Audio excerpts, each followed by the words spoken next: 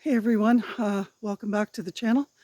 Good morning. It's a bit of an overcast day here today, and I just wanted to take you on a bit of a walkabout around the property and show you some things that I'm working on, I guess, because, yeah, just because. And plus Donna wanted to see my hibiscus in bloom, and it's finally done that. So let's go about, and I'm going to talk about some changes that I'm going to be making and different things that I'm trying to prioritize in the next few weeks, I guess, before the snow settles in Atlantic Canada.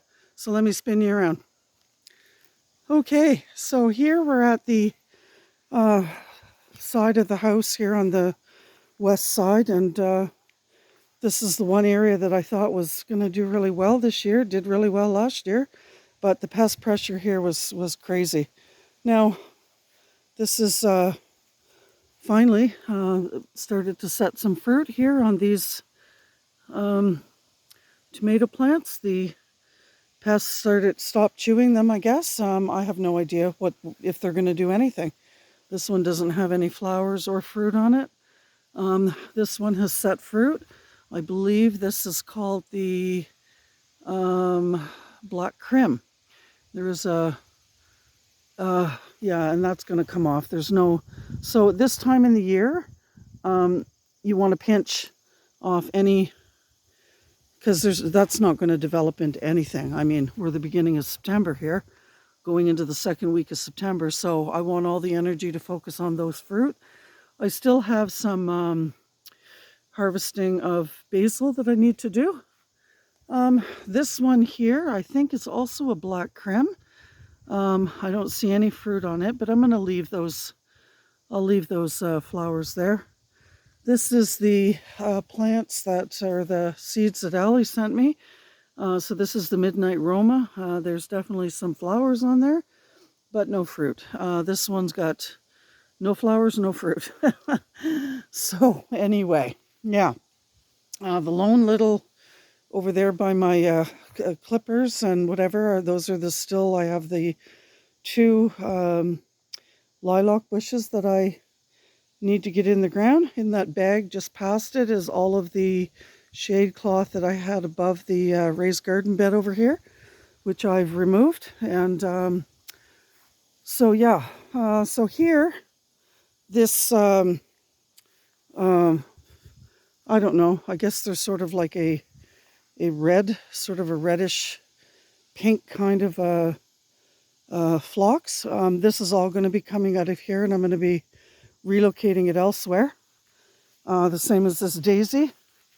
Not really sure what happened to this area. The only thing I can think of, and it shouldn't have affected it, is that I dumped a whole bunch of wood ash in this area. Because last year, these daisies were this high. This is a huge, giant elephant ear hosta. And for the past 2 years, I mean, it's taken up this whole corner. This year it didn't grow at all. So I don't know what's going on over here. Wood ash, I don't know. You know, it's supposed to be good for your garden. These peppers over here are, I just left them in the ground for pests to gnaw away at them here. But I can see one here that's flowering, and it's got one fruit on it. So I'm just going to leave them. I've been cleaning up little by little. So this is all going to go over there where see the wheelbarrow over there? There's a 10-foot hole in the ground. I'm just going to clean that up, and it's going over there. All this stuff is getting raked up as I cut it, and it's going to go in the hole as well. So let me just head on over here. I started cleaning around this old compost bin. For sure these two pallets right here, this one and that one, are going to come off. I've been cleaning in here and cutting this back, cleaning it up, getting ready. So I have my first hole dug. This is where one of the lilac bushes is going to go, right here in this hole. And we're supposed to get some rain today, so that's a good day to do it. And then probably past this hole over there towards that corner wooden piece over there by the ditch. Approximately, I don't know, I'm going to say about 30 feet away is where the other lilac tree is going to go. This is the pie pumpkins, and as you can see, we definitely have some pumpkins in this patch. So it's going really well. In order for me to work in here, I got to cut off a whole bunch of limbs that haven't formed fruit so that the fruit, the plant itself can focus on the one limb that does have fruit set on it. So this one here, for instance, I'm totally going to be cutting off. Let's just take a look around here. I don't see any other limb on this side that has any pumpkins on it whatsoever. So basically, I'm going to be cutting this all back. Oh, here's one right here. So there's 2 limbs on that one plant that have a pumpkin on it. Oh, 3, depending on once I follow this one back to see where it goes.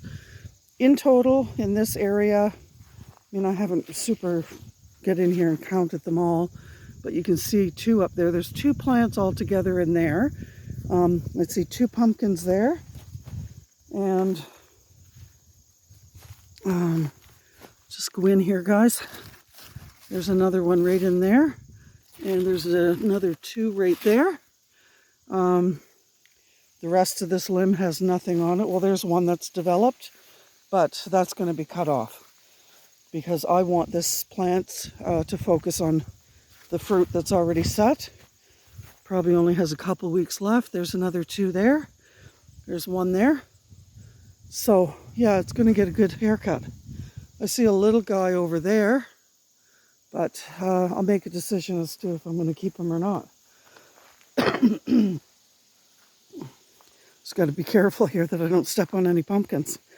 Okay, so here's the pepper patch. And since I'm on this side, it's hard to show you when I'm inside. So you can see that the scent training for the bees. There's 1 pepper there. There's another pepper, 2 peppers. There's another one there. All kinds on that plant. This is just from one side. I'll go in and show you in a minute. There's another. Oh, there's another. So it worked, right? I probably applied the lavender and orange spray approximately 2 times, I guess. You guys seen me do 1, and then I came back and did it again. There's another pepper there. There's all kinds of flowers here. Flowers here. Another pepper there. And you just give them a shake too while you're here, right? And I've been working on cutting this all down because I want to make it a new garden area. So coming. So let's just walk in here and have a look at the other peppers. It's muggy out today, my goodness. So there's a bunch. These are the cayenne purple. There's another one formed. There's another one there. I think you guys can see it. There it is. Okay. That certainly doesn't look like a cayenne purple in there. Who knows? Who knows anymore what ends up happening on the package, right? You think you're getting something and then it turns out to be something different. So anyway, it's whatever's going to be is going to be. Some of them have pepper, some of them don't. Some have flowers. I'm just going to let it go until it can't go no more. There's another one that's set pepper on it. There's, I don't know if you can see them. 1, 2, 3, 4, 5, Right there, there's 6 on that one. So they're growing, guys. I don't know what to say. I don't know if they're gonna, there's 3, 4 I can see on that plant. And yeah, so they're going like gangbusters. And the pollinators are coming in, and which is great. As you can see, the shade cloth has been removed. And I'm going to be taking off all this wood. So I'm not going to film all of that stuff, guys. So that's why I'm showing you now what I'm going to be doing. Okay, we're going to go over here. So all of those, as I was mentioning here, all of those perennial phlox are going to be moved. I'm probably definitely going to be moving this plant that wants to climb up the pole. I just haven't decided yet, and it's all going to be based on time. So over here, I have some concrete blocks right there. There's 4 of them. And what's going to happen is over here, I don't know if I'll get it done this year or not, but you know, I have to collect the supplies as I go. So those 4 concrete blocks right there, I'm going to have 4 6x6 post holders sitting on top of those concrete blocks, and then I have 2. The other side of the steps I have 4, and then the back side of the house I have 2 more, so that makes 6 6x6 posts. And the idea is that here on the west side of my house is where I'm going to start. That's where the snow and ice and whatnot comes down off the roof, and it falls right there by my door. It's pretty dangerous. So what I would like to do is I'd like to put up 4 6x6 posts, and I would like to take 2 6x6 posts and put them on top of those 6x6, and then I can run 2x6s across them, and then just over the door I want to cover it so that the snow that comes off of this roof will fall onto a small section. I don't want to enclose it all. I just want to enclose. So this is going to basically be a floating, almost sort of like a pergola type of thing, but it's going to be sitting on the ground. So I have to add more crushed stone here, right there where you see where it sort of angles downward like that. I need to put in a sort of like a retaining wall kind of thing, and I need to put in fabric, not fabric cloth, but weed barrier, so that the grass, as you see there growing now, isn't going to be able to do that. I've been slowly, as you see here, that's what's happening here. All this grass is coming up through the crushed stone. And yesterday I spent, I don't know, an hour or more pulling all that out by the roots. What else is going on? In the back of the truck, I did find, some weed barrier that has a few holes in it from when I started a fire back in the spring over there where the straw bales are.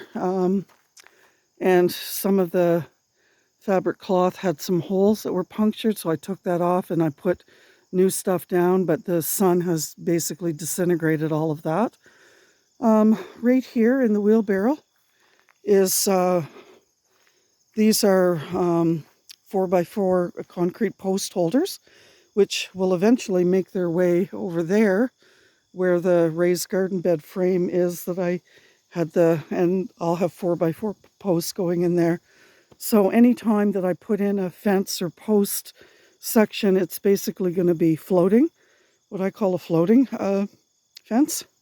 So they're in the wheelbarrow right now, because over here where the squash are, I'm taking that cardboard that's over there, and these concrete posts are going to be holding down the cardboard, and I'm going to empty the truck out of, it's got I don't know, about half a truckload of compost inside of it. Now this 10-foot hole, as you can see, it's getting like I got stuff that's blowing in there and whatever, food scraps, but no bones or any meats or anything like that. And once I work my way to the other side of that big mound of dirt, that's definitely going to all get filled in.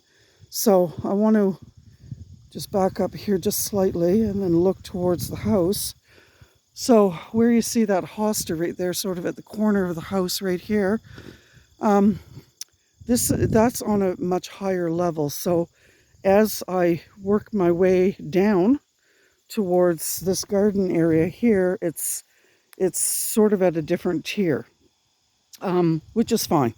So I have the earth blender here, and I have to go around. Sometimes you do have to dig, guys. So as you can see, I'm taking the earth blender and I'm pulling this real, what I call aggressive weeds, because when I lay the cardboard down, like so that's pretty aggressive. I don't know what you call it, cooch grass. I have no idea what it's called, guys, but it's hard. It's hard to even mow. The whippersnipper doesn't want to go through it. So I'm taking all that out of there, and otherwise next spring it's going to be a concern, right? So, and then all this stuff here is basically going to get tossed right over there. Yesterday it was so windy that I had to come out with the weed barrier staples and staple down some of these squash plants. They're doing really well, I guess, but I'm not sure. I really hope I do get some squash. So the other thing that I'm going to be focusing on is the south side of my house, the house wrap, the Tyvek it's called, and the, what do you call that tape? Tuck tape that holds the sections together is coming undone because the sun has diminished the quality of the tape and it's pulling apart, and so that's one thing that needs to get replaced before snow flies. So my nephew has kindly offered to come out and help me with a couple of projects before winter, I guess. And I mean, that could be October, I don't know, could be December. I have no idea. But this side of the house needs to have the Tyvek removed. I may or may not have enough on a roll in the shed. I'm not sure, but I mean, that stuff is like, I think about $125 a roll, and it won't go to waste around here, that's for sure. Here, these are the kidney beans.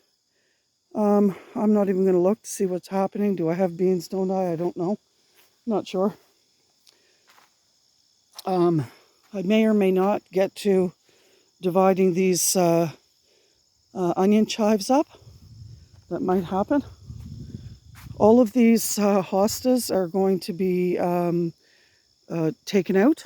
I'm removing them because they've just grown so big that they're taking up the closest garden space to the house. Look at these bees going like nuts. These are worker mason bees. They love these things. I forget, Sandra, what they're called, but anyway, they've grown really quite tall, and I think I'm just gonna leave them there for now. They make a nice windbreak, nice wind barrier. The ornamental grasses are going to be remaining, but that's too big of a clump, and with Carl Forester, you need to break them up or they eventually will die. They spread by rhizome under the ground. They don't give a seed that you can plant. You can only propagate them through their root system. So this whole thing is going to be, all these hostas are coming out, all those daisies are coming out, the Carl Forester ornamental grass is going to be divided. What else is going on over here? I've got some more peppers and some more beans over here. None of these peppers in the straw bales are going to amount to too much. Over here, these, what were these called? The Roma tomatoes. These were from Rainbow Seeds. They're starting to take off, but it, again, might be too late for them, right? I still have another harvest of basil that I need to take. There's 4 plants here. Well, that one over there is going to seed, I can see. And every time I tie up these plants, they just keep dropping further with all the wind. So I'll have to make a decision for next year whether or not I'm just going to have a tomato patch that sort of does its thing on the ground, so I can see that I can take off a bunch of tomatoes here that are blushing. This is the Atlantic giant pumpkin. Lots of activity in here with the pollinators. I don't, as of yet, see any.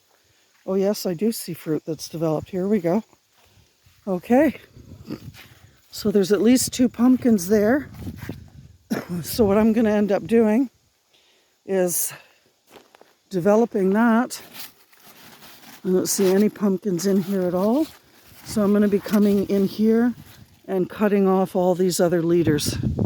They got to go because I want the energy. Oh yeah, I do see one pumpkin formed over there on that leader, but that's okay. It's too small.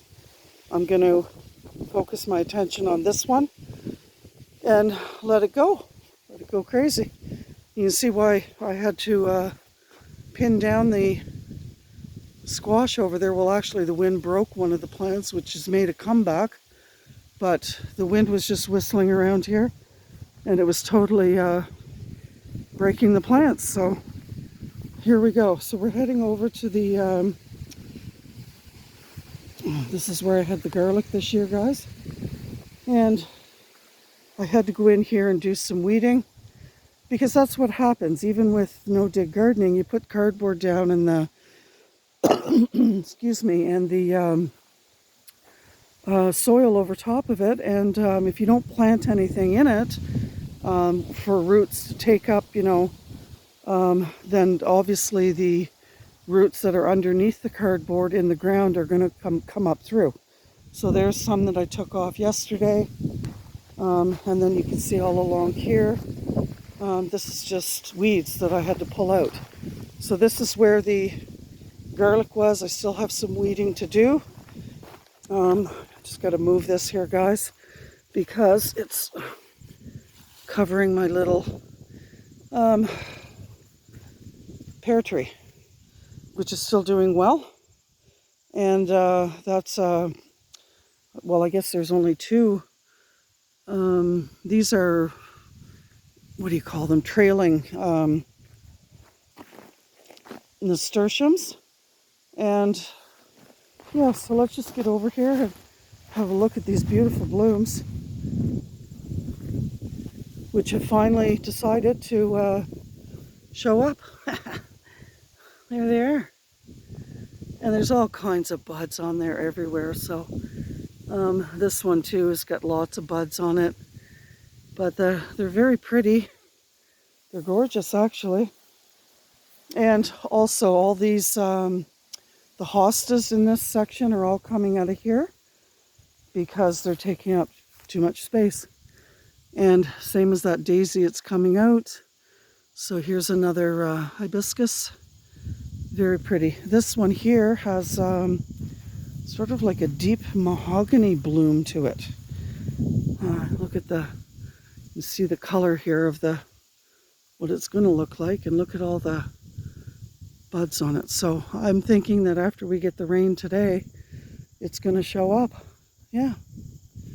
So that's it, guys. That white phlox is really looking quite pretty, but it's growing bigger than I ever thought it was going to, so I don't know if it's going to stay here or not. I might just take the ornamental grass and have the ornamental grass come along the driveway here on both sides of the driveway, any place that I have to divide the ornamental grass, and then move that white phlox somewhere over here, because as I was mentioning, I think last week or something like that, the land, this all used to be trees, and as you can see, the trees want to come back, right? So unless I stay up on that, which I will be, obviously I don't want the trees to be this close to my garden, but that's going to obviously be a good spot for the maybe the white phlox to go in and let it just roam and do its thing. Here's the other pear tree. It's getting nibbled on a little bit, but it's okay. I'll use some of that straw hay bales to protect it over the winter. I was able to get in here yesterday and pull out some aggressive weeds so that I can rework this garden bed. And I think what I'm going to be doing is going to be kind of thinking about it as sort of like squares, like sections, and so that I can put different whatever in there, flowers and vegetables. I haven't quite decided yet, but all this is going to be revamped. Yeah, and then here's the last the third pear tree, and then I forgot to show you the other pear tree over there by the giant pumpkin. So yeah, so let me get on with my day, and just to give you guys a little bit of a heads up. So thank you very much for joining me today, and I wish you a great weekend. Bye for now, everyone.